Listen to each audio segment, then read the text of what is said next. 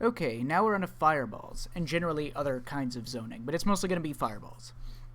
Now, when you play matches as a really new beginner player, I'd recommend playing matches to practice very specific things. If you try to do everything at once, you're most likely going to be overwhelmed and not really focus on and improve things very quickly. If you try to improve your defense and your neutral and your dash checks and your anti-airs and your offensive setups and your meter timings and your meter management, man, it's too much. You should solidify certain elements before moving on to others, and honestly, you don't really need that much in order to win. So, in general, I think it's fine to start as a new player, never applying any offense at first. I'd recommend just waiting, practicing your movement and your positioning on screen. Make sure you can walk at the opponent until you get around to the range that you're comfortable being, outside of their poke range. And make sure you can reliably move to about that position and back and forth without running into attacks you see visually on screen coming at you, or walk too close into the range of attacks you can't react to. I'd just focus on trying to play the neutral and anti-air, I guess, establish a game plan, do whatever, and try to stay out of the corner. I know this goes contrary to what I said about having a game plan right off the bat, but I think you can just use matches to develop individual skills, first and foremost. And at any point in your fighting game lifespan, this is always an option you can go back to. You can always just go online and play some matches purely to practice one specific thing and not bother trying to win. In fact, I think that this is the ideal state of mind to play with, but I'll talk about that later. In writing this, I made a Smurf account to apply some of these ideas. I did a rank up to, like, Plat with Laura. I picked Laura, a character I've rarely used before this point, and I got all the way to, like, Ultra Silver without doing a single special move, any real combos, any jumping, or teching throws, or throwing the opponent. I never applied any offense myself. I never did an overhead. I just walked around and hit individual buttons with no target combos, no specials, and I just anti-aired. I'm explaining this here because I want this to be your default state of mind. Of course, I fought opponents that threw a lot of fireballs, but it was almost never necessary for me to find a way around the zoning. While playing with Laura, I ran into 2 players who realized my self-imposed rules and just threw fireballs endlessly, or I lost because I refused to jump, and I refused to use a special move or anything else. And it was literally like 50 fireballs back to back to back. Now, as a beginner player, if your opponent throws a lot of fireballs, the first thing I want you to do is ignore it. Keep walking them down, blocking all the fireballs. That's not the only thing you can do, or even should do as you improve, but know that you should rarely feel threatened by zoning, or really any playstyle. Don't panic against the opponent's game plan. At worst, it's a meaningless loss. Maybe you can learn something from a match and grow if you lose. If you do what I did, feel free to jump in on the opponent if they do, like, say, maybe 9 fireballs in a row. And I mean in a row, as in that's the only action they take over and over. Because that probably means that it's a pattern and they don't think you'll ever jump. But so long as they think it's even remotely possible that you'll jump, they won't do that endlessly. Which means you can play against zoning just by playing patient neutral. Walking them down, anti-airing them if they jump at you, hitting them when you read that they'll dash at you, or otherwise positioning yourself outside of their dash throw range. Most players will crack. Not a lot of players have the mental fortitude to keep doing the exact same thing for 99 seconds. So, use those 99 seconds. It's a privilege to get to play the game for that long in a single spurt before getting shoved back into waiting for your next opponent. So, cherish every one of those 99 seconds and don't kill yourself a moment sooner than that. I also want to reiterate that comfort is a must. This is going to be the case for, like, every single... anything you want to improve your game plan, you'll have trouble implementing it, whether it be new tech, a new combo, new strategies, looking to react and punish specific things, looking to focus better. Anything you do, you need to be comfortable. If you're playing against an opponent and you're uncomfortable, you will not play right. You'll be too anxious, you'll rush into things or completely shut down. You will lose track of your mental stack. You need to relax to play your game even if you're losing. Don't let erratic choices or dumb gimmicks or anything else make you stop playing the way you normally play. Just be comfortable. Don't feel pressured to do anything in particular. Just calmly make small adjustments and be loose. You need to, beat the unorthodox stuff the opponent does when you're calm. This is vital for beating zoning. Always stay comfortable even if you're losing. So the first lesson on how to deal with zoning is that you just chill out and don't do anything.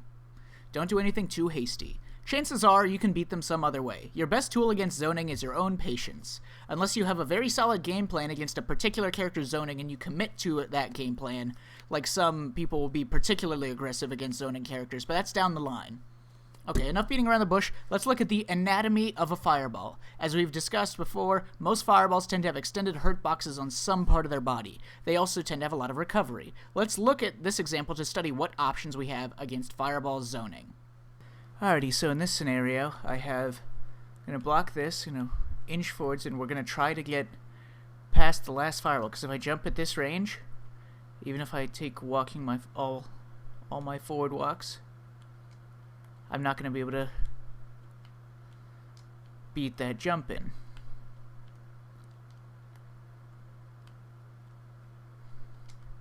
However, here's some of our options. So fireballs, generally speaking, so the anatomy of a fireball, it has hitbox-hurtbox interaction, so if you're in a footsie space, so long as you're not going to be knocked down by the fireball, most fireballs deal about 60 damage. Sakura should be no different. 60 damage. So that is generally the trade-off that you're going to be looking for. 60 damage and, most of all, control. So some characters, depending on the speed and recovery time and hit stun and block stun of the fireball, some fireballs are better than others. Like if... See, that fireball is -8 on block. If you just block it, point blank, you can punish it. However, the further it travels, the more negative you're going to be. The faster the fireball, the more plus it's going to be when it finally reaches you, because the more time it takes to get to you, so the more time she has to recover from it. So it stands to reason that characters who have fireballs will either be in a situation in which they're in neutral, no one is strictly committed to doing anything. Like if both characters are standing here in the neutral, if she throws a fireball, it's some sort of risk. Either she's going to get hit by a button, or she's going to get hit by like an anti-projectile move, or she's going to get jumped in on or something, but it is some sort of risk. However, if she's in here, I block this fireball, there's no risk to these. Theoretically, there's no risk, because I can't get past it through these means. I'm still controlled by the fireball spacing. She's guaranteed, theoretically, she's guaranteed to be able to keep throwing them because she's plus enough to throw it without being at a disadvantage. So we can look at like character-specific tools like that, where I can use headbutt to clash with it, and then by the time she can throw another one, maybe I might be in range for it, but in any case, I can avoid it. I can flex, and that means that I don't get pushed back as far, and I recover faster. So I can use that. Depending on how close I get, I might be able to lariat through one of them on reaction. So if I'm about here, I inch forwards, I jump on the last one, oh, still can't get it. But if I dash forwards, then I hold up, I actually can. I'm going to be slightly more plus. Now the reason for that is because fireballs, their main value point in how they become more plus is they have more travel time. If you dash into them, like the difference between a fireball on hit and a fireball on block is not that significant. See, that's, if I'm point blank, I'm +2, like, let's do it. So if I get hit by, point blank by a fireball, I'm -2. Actually, no, wait, I'm misreading that. Yes, I am +2. So in this situation, Sakura's fireball is so bad on in terms of hit stun and block stun, I'm plus after I get hit by one. So if I get hit by one point blank, it's still my turn. So if I dash up like this, it's my turn.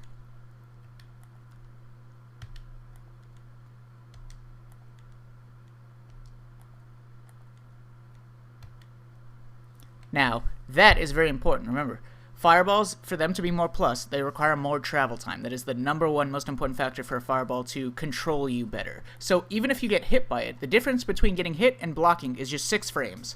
Minus, +2 compared to +8, right? +2 to +8, that's just 6 frames difference. As compared to like the amount of frames in travel time it's required for it to make it to me if I'm back here, just walking, as opposed to if I dash up and get hit by it, significantly more plus. So, you might be willing to trade health just to get a better frame advantage against a fireball character. Now the main risk when you dash up comes from the opponent starting to recognize how you're going to start approaching them. So these are just any tool that you use preemptively can be countered by generally the zoning character in question, or however they're trying to control you. So if you dash up on a fireball character and you dash straight into a fireball, so long as it doesn't knock you down, you're generally going to be more plus than if you had just walk blocked it. But obviously you're going to take the hit of the fireball. So we have all these other different tools that we can use to look for trades through hitbox, hurtbox interactions. But another thing that we might want to do is just break the fireball pattern. So long as we keep blocking this in this spacing, she's going to continue to have control unless we break it somehow. So we can improve our frame data through some of these other means. If I headbutt, I'm going to improve my frame data a bit.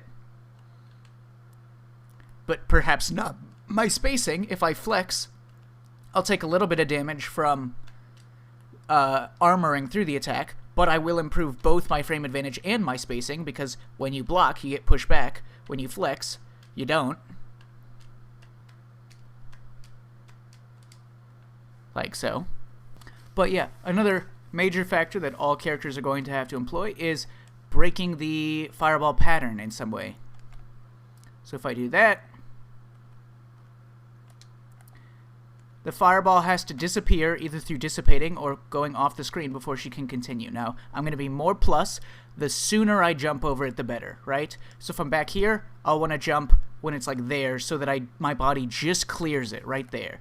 So don't jump right before it hits you. Jump when you'll land right before you fall on it, or right after you would have fallen on it, like right there. See? So as soon as you see it, if you're in this range, you can jump over it. You want to fall as soon as possible. You don't want to jump as late as possible, because then she'll recover faster, obviously. So that's the technique we use here. The further we can jump earlier, the better. And we'll have more frame advantage, especially since she won't be able to throw another fireball. She'll still be able to do other things. You know, we're losing frame advantage here relative to just like blocking it a lot of the times. But we're taking away her option of another fireball immediately after, at least. So we'll reset the tools. So, and we also avoid the chip damage. So generally speaking, this is a pretty safe option to go for, unless the fireball is like traveling across the screen and they have more control over it. But in this situation, where they're not going to be able to like anti-air you or something, generally pretty safe. Remove her options for a little bit. Figure out and play just footsies without the fireball, or if she is going to throw another fireball as soon as possible, you'll definitely be able to punish it. Now, generally speaking, you can back off on fireballs as well. See, you don't want to be very, like, too stationary in your approach, and you're just, like, walk blocking or something. So, if you back off to a distance that you can forward jump, you know, you might want to, especially against, like, someone like Sakura, for example. It won't work against this EXDP, but if Sakura is going to anti-air with Crouching Heavy Punch, if I'm up here, not going to work. But if I'm back here, I can bait that out. So depending on the projectile character and what anti-air options they have, you might want to actually be further back instead. And if you're a lot further back, you can approach like this, which you can't, like, I can't forward jump here because I'll get anti-aired, but if I'm back here, even their EXDP won't be able to do anything to me. So I can both remove her fireball option and approach so long as I back off to this distance. So you can play around with your spacing. There's a range at which your neutral jump will be better, and there's a range at which you have both neutral jump and forward jump options, which will give you a bit more freedom. And you won't have to worry about, like, running into, like, an EX projectile if you're worried about that. Maybe, like, a Guile EX Sonic Boom is not going to be too much to worry about back here. And so on. Now, then we have to come to the anatomy of a hitbox. You know, we have some moves that we're going to be able to throw out that have a possibility of trading with the fireball when it comes out, that we can throw out in this space.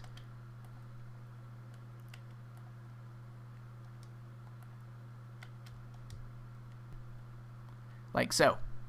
So we have to figure out what buttons those are.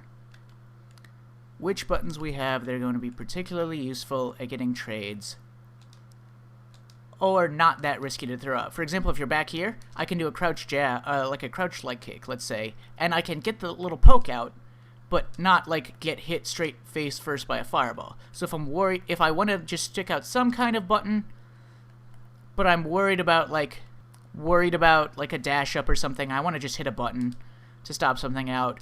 You know, if I'm playing at a range where I'm comfortable that I can throw this with this normal and it won't get, and it's short range, it has a short range hurt box, it's not going to get clipped by the fireball or an EX fireball, but I can still hit a button, you know, using that is also a legitimate tool if you're worried about other factors than just the fireballs. And you want to hit a button, but not, you know, be deterred by the fact that the fireball's coming. Now, if you're specifically playing against Guile, and you want to do the thing I talked about where you can dash up and take the damage, but improve your frame data against it. Like so. Against Guile, you don't want to dash up in such a rate. Like, you want to dash from, like, maybe back here if you're going to threaten that option. You don't want to dash into a range where he'll be able to combo off of a regular boom with, like, a sweep or something like that. That's not going to be good. So, if we're going to do that option against Guile, we're going to dash not, like, point blank. We can also improve our frame data like that. Like if we just do this, walk up, oh, we get anti-aired. But if we instead, at the same spacing, do that, walk up, much more plus.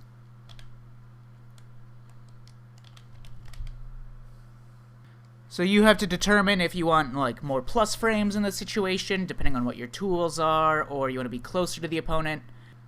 Like if you're back here, maybe you just want to build meter like this. Pretty safe to do. A lot of your projectile tools will be pretty good. Obviously, most characters have something, even if it's just the super, they have something they can do to react to a fireball and punish it. Maybe you have little movement options that will go over fireballs like this.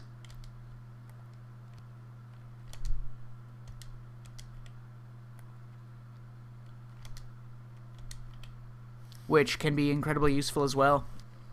But yeah, in general, you want to deal with the pushback of the projectiles as well, like the distance and the frame advantage, you know. When distance equates to frame advantage. So Sakura, her fireball by itself, if you just jump in on it like that, if you see it and jump in on it, it's pretty bad. It's not the greatest, but the benefit is that it has tons of pushback, and once she gets started, it can be difficult to break her loop. But as soon as you break the loop, it's easy enough to react to and punish because, again, like I said, the fireball without any setup, just by itself, a lot of recovery, very reactable. At least Sakura's is. Other characters, not so much. So, breaking the loop is one of the more important aspects you can do. A lot of fireballs have bad hurt boxes near their ankles. So maybe you can throw out some sweeps or something in this range. Figure out which buttons seem to work the furthest, the best. Sometimes, depending on your character, like, let's take Sagad, for example. Projectiles have a lot of recovery, and you can take advantage of that in a number of ways. They also have, you know, their bad hurt boxes and certain things, so let's do, like, let's do Colleen versus Sagad. Colleen is said to be a character that doesn't have very good anti-projectile tools, so I talked about this, with a friend of mine who plays Colleen a little bit ago. So it's important against projectiles to recognize risk-reward, you know, depending on the character you're playing against. If you're playing against a zoning character, maybe you just need to get your one hit in or something like that. It's important to recognize fireball sequences, like if the opponent's doing like... But another important addition is air mobility options. Colleen has really good air mobility options against Sagad because of how much his DP will whiff if he's wrong. So you can jump in at this range, and a lot of the times, characters that throw projectiles, their hurt boxes will extend when they throw those projectiles. Well, obviously, but I mean, like, if I'm in this range and I jump in like here, this heavy kick whiffs, right? But if I'm in here and they throw a projectile, I reach. Because his extension is further forward. So you can jump in at angles where perhaps your furthest reaching jump-in attack, maybe Colleen is a bad example of this, but maybe your furthest reaching jumping attack, if it reaches pretty far, will be good to clip the extended hurt box of a fireball, but if they don't throw fireball, it's not bad enough that you'll be anti-aired so long as you empty jump. you know, so you have that option as well. So maybe if you're Colleen, you'll jump in at this range, and if you see that you're not going to get rewarded for it, you can go for like the double jump.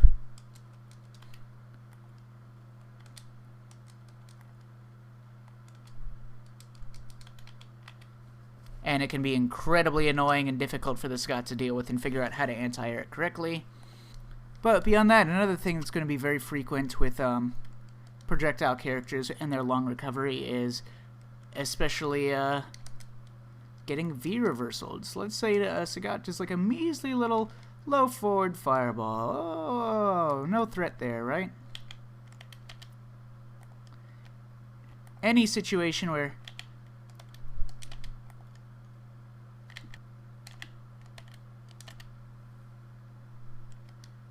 there's going to be a fireball cancel, there's going to be a lot of recovery, you can beat it with a V reversal. A side switch V reversal, or one of these rolly ones. You can also just walk up and V reversal it if you have a particularly long range strike based one, but yeah, you have all sorts of tools at your disposal to mess up fireball cancels, play with your spacing a lot more.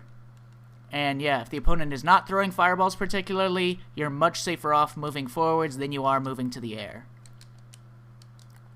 So long as you manage the opponent's meter and you're not going to get like, you're not going to run into like a bunch of EX projectiles that are going to knock you down. If you're wary of the knockdown fireballs, like Sagat's EX projectile is going to be dangerous and you don't want to run into that. So long as you're wary of his meter and when he feels like spending it, you're going to be just fine. So, a lot of players will go for, like, the dash-up throw meta, or like, oh, fireballs, dash-up throws. So, if you figure out which buttons are good against your opponent's fireball hurt boxes,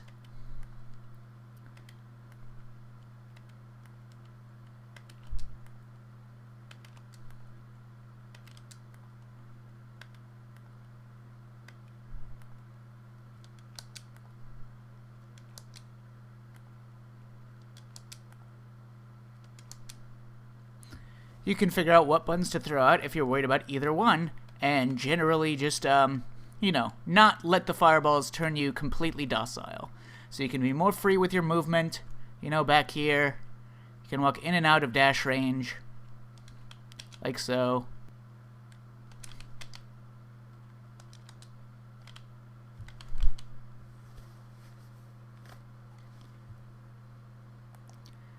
And yeah. And if you just have flat-out counter-zoning options that are just superior to your opponents, use them.